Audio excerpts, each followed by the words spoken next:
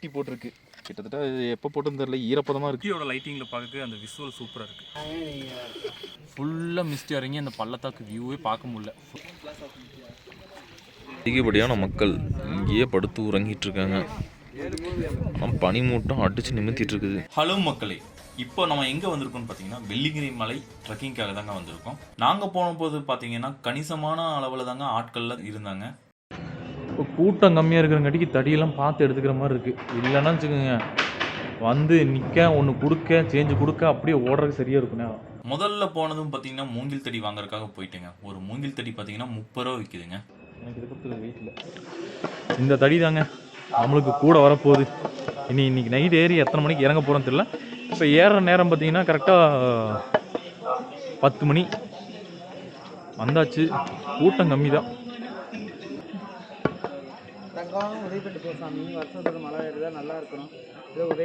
இல்லைங்கம்மா, இருந்தது எல்லாமே தடி கொடுத்துருவோம். நல்லபடி மலை ஏறிட்டோம். விவேக்கு பேக்கில் இந்த கேமரா உள்ள போட்டுக்கோமா. இருடாங்க செக்கிங் முடிஞ்சதுக்கு போட்டுக்கோமா. ஆமாம்.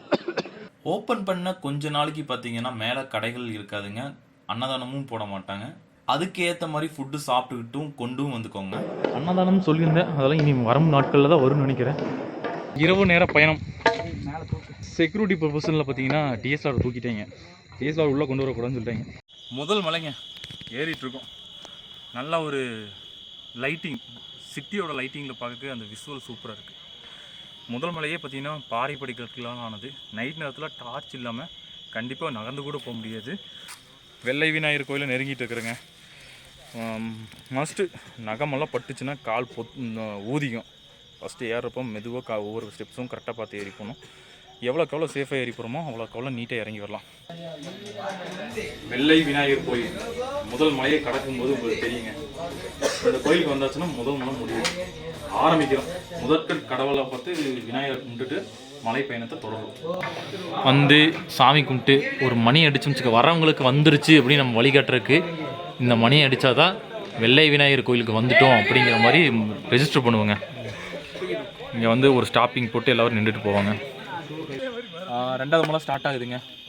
சமதளமாக போய் அதுக்கப்புறம் வழுக்கு போகிற ஸ்டார்ட் ஆகும். கொஞ்சம் ரிலீஃப் கொடுக்கும். இந்த பாதை பார்த்தீங்கன்னா ஒரு மாதிரி சமதளமாக இருக்கிறங்காட்டிக்கு ஒரே பாறையை பார்த்தீங்கன்னா செதுக்கி பாதை அமைச்சு வச்சுருக்காங்க. இதுதான் வந்து செகண்ட் மலையில் இருக்க வழுக்கு பாறைன்னு சொல்லப்படுறது. முதல் மலையும் ரெண்டாவது மலையும் மூணாவது மலையும் பார்க்கறதுக்கு சுற்றிலுமே மலையை குடஞ்சி வச்சுருக்க மாதிரி தான் பாதையை அமைச்சு வச்சுருப்பாங்க. 4லேருந்து 5, 6லாம் பார்த்திங்கன்னா திறந்த வழி தான். கூட்டம் இல்லை, ஆளுகள்லாம் கம்மியாக தான் போகிறாங்க. முதல்லலாம் பார்க்கணும், இது நகரத்துக்கே ஒரு ஸ்டிப் எடுத்து வைக்கிறதுக்கே 10 நிமிஷம் கொண்டு போன கடையெல்லாம் இருக்குது.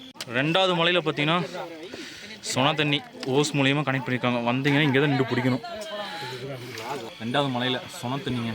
கூட்டம் இல்லாதங்காட்டிக்கு தண்ணி கீழே தான் போயிட்டு இருக்குது. கூட்டமாக இருந்துச்சுன்னா நின்று லைன் கட்டி நின்று பிடிக்கணும். இந்த அளவுக்கு ஃப்ரீயாக இருக்குது. தண்ணி கடுக்கடுக்குன்னு பியூர் வாட்டருங்க, அருமையாக இருக்குது.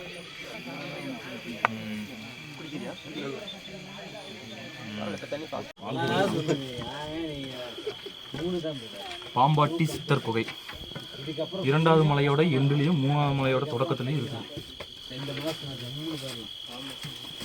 இவர்கள் இந்த வழக்கு பாறைக்கு பாதை போடுறதுக்கு எல்லாம் சிவனடிகளும் எல்லாம் உதவி பண்ணியிருக்காங்க.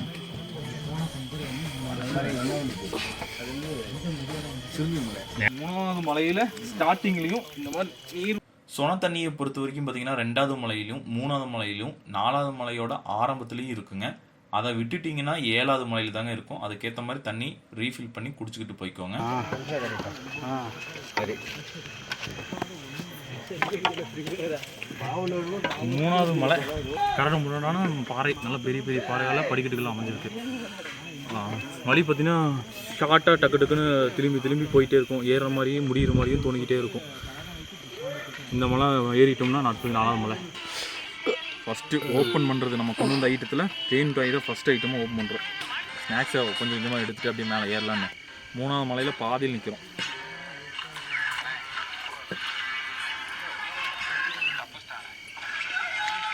ப்ரிப்பேராக இங்கே வந்து அவசரத்துக்கு ஆகாதீங்க. எது எடுத்துகிட்டு வந்தாலுமே நியூஸ் பேப்பர், காகித பேப்பரில் கட்டிட்டு வந்துடுங்க.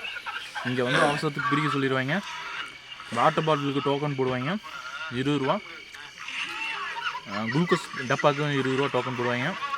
ரிட்டன் இதை கொண்டு போய் கொடுத்தீங்கன்னா அந்த அமௌண்ட் வாங்கிக்கலாம். நீங்கள் இங்கே போட்டக்கூடாதுங்கிறதுக்காக அந்த டோக்கனை போட்டு அப்படி ஃபாலோ பண்ணுறாங்க. மூணாவது மலை தான் நல்லாவே பாறையெல்லாம் கரடு முரடாக கிடக்கும், பாதை சரிவராக இருக்காது. பாதியுமே மரவேர்களால் தான் அமைஞ்சிருக்கு.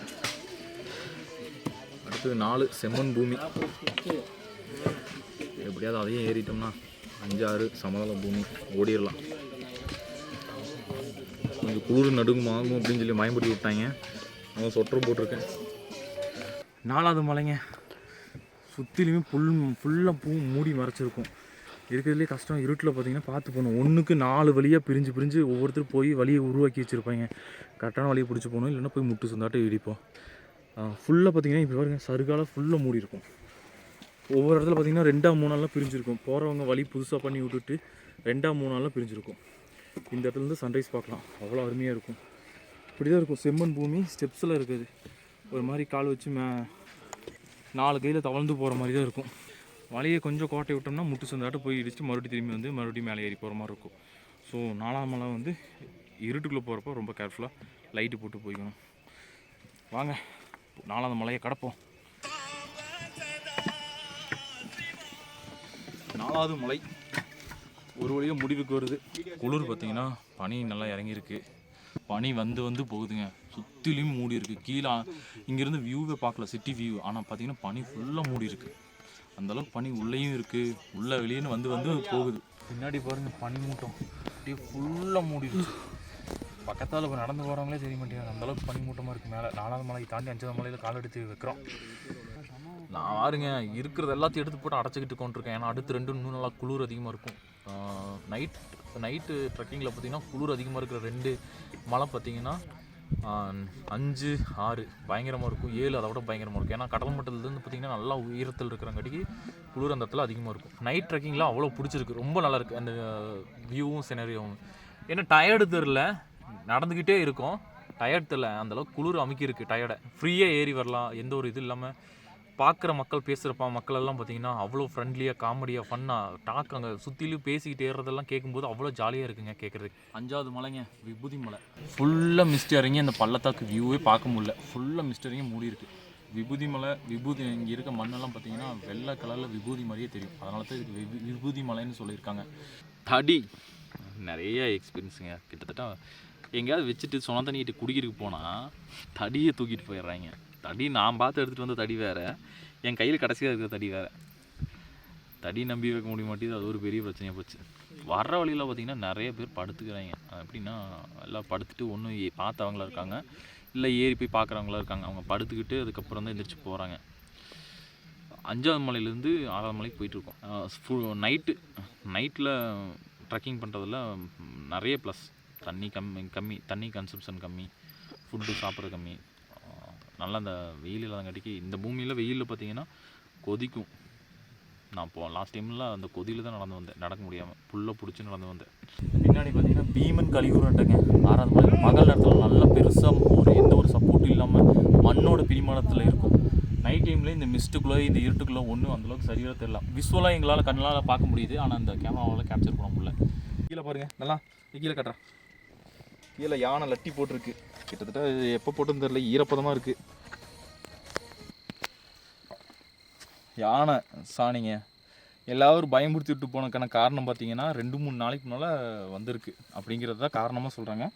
ஈரப்பதமாக இருக்குது, அதனால் இப்போ வந்துருச்சு அப்படிங்கிற மாதிரி பயந்துட்டு அவங்க ஒரு செட்டெல்லாம் மேலேயே நின்றுட்டாங்க, தொங்கிட்டு நின்றுருக்காங்க. நாங்கள் இடையில வழியிலலாம் ஏறிட்டு எப்படி போகிறதுன்னு தெரியாமல் முடிச்சிருக்கேன். அப்புறம் ஒருத்தர் வந்து சொன்னார் அதை எப்போயோ போட்டு போனது, ஆனால் போகிற வழியில் இருக்குது, ஒரு 2-3 நாளைக்கு முன்னாலே போட்டது அப்படிங்கிற மாதிரி சொல்கிறாங்க. போகிற வழி எல்லாமே கரெக்டாக கரெக்டாக 6வது மலையிலிருந்து ஆண்டி சொன்னைக்கு இறங்குற வழியில் எல்லாமே இந்த பாதை ஃபுல்லாமே யானை லட்டி.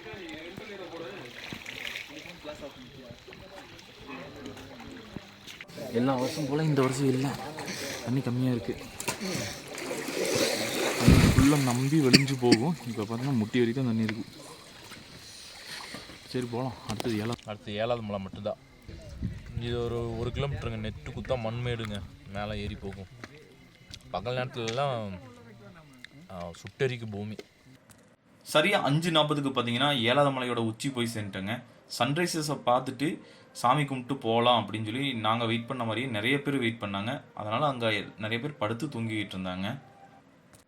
எப்பவுமே பார்த்தீங்கன்னா சிவராத்திரிக்கு ஒரு 10 நாளைக்கு முன்னால் தாங்க ஓப்பன் பண்ணுவாங்க. இந்த டைம் ரொம்ப இயர்லியாக ஓப்பன் பண்ண நாளை பார்த்தீங்கன்னா இது தை தாங்க. அதனால் மேலே பார்த்தீங்கன்னா கடும் குளிருங்க. இந்த பனினால பார்த்தீங்கன்னா சன்ரைஸ் பார்க்க வேண்டிய நேரத்தில் பார்க்க முடியலைங்க. சூரியனே வெளியே வரலைங்க நாங்கள் வர வரைக்கும். சரி போய் சாமி கும்பிடுவோம் அப்படின்னு சொல்லி போயிருந்தோங்க. நாங்கள் போயிருந்தது பார்த்தீங்கன்னா முதல் நாள் அப்படிங்கிறனால பார்த்தீங்கன்னா சாமிக்கு பூஜை பொருளெல்லாம் எடுத்து வச்சு சாமிக்கு பொட்டு வச்சு பூவால் அலங்கரித்து சாமி கும்பிட்றதுக்கு பார்த்தீங்கன்னா ரொம்ப நேரம் ஆச்சுங்க. ரொம்ப நேரம் அங்கே வெயிட் பண்ணோம் நாங்கள். ஆண்டவருக்கு 7 மலைகளையும் கடந்து வந்து அப்பன் சிவனை பார்த்ததும் மனதில் இருந்த பாரம் போச்சுங்க. உடலுக்கு ஒரு உத்வேகம் கிடைச்சுங்க. மன நிம்மதி கிடைச்சுங்க. வெள்ளிங்கிரி ஆண்டவரை வேண்டிக்கிட்டு நடைப்பயணத்தை மறுபடியும் ஸ்டார்ட் பண்ண அப்ப சூரியன் வெளியே வந்துச்சுங்க. 8 மணி இருக்குங்க. நல்லபடியாக இரவு பயணம் முடிந்ததுங்க. பனியும் பனி சார்ந்த பகுதியிலுமா இருக்குங்க. 7வது மலை வந்தீங்கன்னா கிட்டத்தட்ட வாயிலே புகையை விட்டு காட்டி விளையாடிட்டு வரலாம். ஆனால் 7வது மலையிலேருந்து சன்ரைஸ் பார்க்குறதுக்கு நல்லா இருக்குங்க. பனி மூட்டதுனால சூரியன் வந்து போகிறதுக்கே அவ்வளோ நேரம் ஆகி போச்சுங்க. இறுதியாக இரவு பயணம் அருமையாக இருந்துச்சுங்க. இந்த வீடியோவை பாகம் 1ஆகவும் பகல் வீடியோவை பார்த்தீங்கன்னா பாகம் 2ஆகவும் அடுத்த வீடியோ போடுறாங்க. பகலில் போகிறவங்களுக்கு கொஞ்சம் யூஸ்ஃபுல்லாக இருக்குங்க. இந்த வீடியோ பிடிச்சிருந்ததுன்னா மறக்காமல் லைக் பண்ணி ஷேர் பண்ணி சப்ஸ்கிரைப் பண்ணி வச்சுக்கோங்க. தேங்க்யூ மக்களே.